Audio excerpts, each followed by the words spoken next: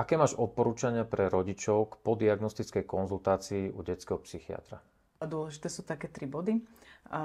Poprvé, nechať priestor najprv na to, aby som sa vyjadrila k tomu stavu toho dieťaťa a otázky klásť až potom. Dôležité je tie otázky si pripraviť, aby sme sa vyjadrili k tým najakútnejším témam, ktoré sú momentálne najpálčivejšie a najviac zaťažujú vlastne prežívanie toho dieťaťa, alebo teda rodinný systém, alebo fungovanie dieťaťa v rôznych prostrediach. A po tretie,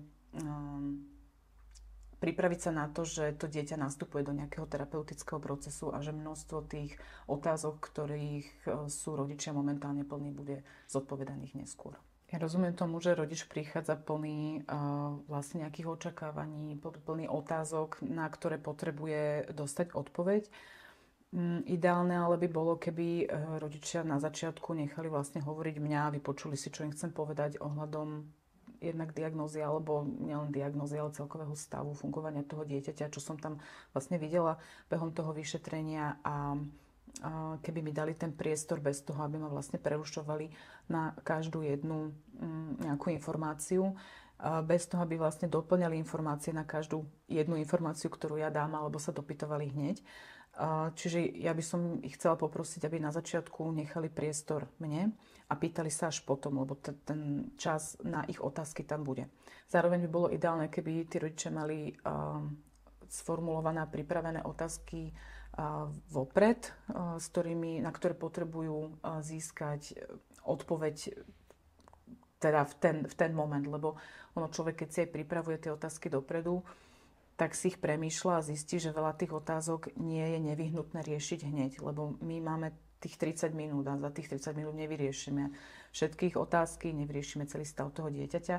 To, čo ja potrebujem urobiť za tých 30 minút, je nastaviť vhodnú liečbu, vysvetliť im tú liečbu, prečo to takto robíme, prečo to bude takto, predpokladám, že fungovať, a nastaviť vhodný terapeutický program.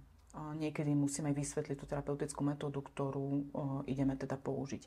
To znamená, že by bolo fajn, keby vopred prišli s pripravenými otázkami na to, čo ich trápi aktuálne a čo hneď potrebujú mať vyriešené, lebo okrem toho terapeutického programu musíme nastaviť aj také proste správne fungovanie toho dieťaťa aj v iných prostrediach, veľmi často v škole alebo teda niekedy aj v školskom klube. Hej. Čiže potrebujeme zahasiť ako keby viacero úrovní a nedá sa všetko robiť za tých 30 minút. Zároveň niektoré tie otázky, s ktorými rodičia prichádzajú, sú vhodné skôr pre terapeuta, ktorý už bude mať dieťa v terapeutickom procese.